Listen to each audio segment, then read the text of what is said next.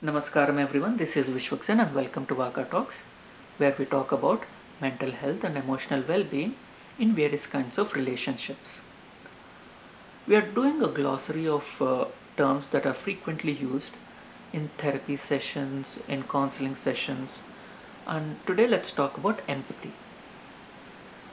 Empathy basically means that we are capable of understanding someone else's need, someone else's perspective, allowing someone else to be their own individual that is different from us. A lot of people are not comfortable when they are exposed to something that is not familiar to them. That is a normal human tendency, not being comfortable when we are exposed to unfamiliar territories, unfamiliar behaviors, unfamiliar uh, experiences. But not allowing others to have a different individuality from ourselves is lack of empathy.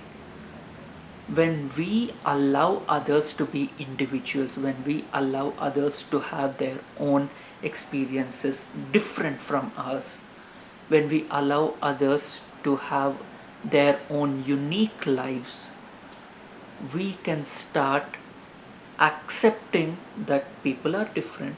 We can start understanding things from a different perspective. We can we can accept that different people behave in different ways. It's not necessarily wrong, it's just different. This understanding comes with emotional maturity, because for a child, how the child r- relates with their parent is normal for them. When they see a different parent interacting with their child in a different way, or when they see someone else eating things that they are not fed at home, they put on a face, they call it dirty, they call it stinky, or it's they call it weird, because they are not familiar with that smell, they are not familiar with that texture, they are not familiar with that taste. It does not mean that what the other person is eating is wrong or weird, is just different.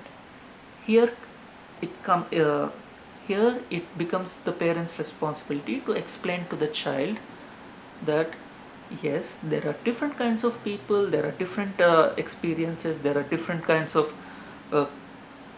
uh, kinds of food that people eat. Children's their Every child has their go to food, and the parent tries to increase their appetite by introducing different kinds of food. So when the child is not familiar with the new food, they they are very reluctant. They see it as if it is wrong. Why does it even exist? What is wrong with basic chicken nuggets? Why can't everything be chicken nuggets? Just like just how it is important for the child to accept that there are other foods and try other foods, it is also important for us to accept that there are other people, there are other perspectives, there are people come from different backgrounds, and they have different reactions to the same stimuli. It's not it's not necessary that their opinion, their reaction, their way of thinking is the only way and it's the only right way. Understanding that there are other ways that are equally acceptable, equally important, equally right, just as their opinion is, that is where empathy comes from. Allowing someone else to be their own individual and trying to understand their perspective. That is the crux of empathy. In a narcissistic relationship, a narcissist will never ever agree that there is another perspective that is equally as valid as their own. They are the only one who is right. They are the only one who matter. No one else matters. Everyone else is basically an extension of themselves. They are not their own individuals. They are in their own disillusioned reality, where they are the only person who is who has the who has whose feelings are valid, whose uh, opinions are to be taken into consideration. Everyone else is wrong. Well, they can be right if they are exactly same as the narcissistic persons, but apart from that, everything else is wrong.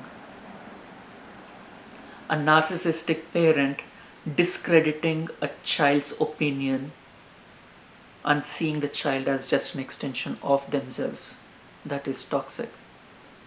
A narcissistic friend who does not who looks down upon their friend for having a reaction that, or for not wanting to go out with them and spend the night with them, going to pubs and dance clubs. That is a toxic friend, because they are not allowing the other friend to have their own opinion, to have their own needs, to be an individual who can make decisions of their own. They do not accept the other person to make their own decisions.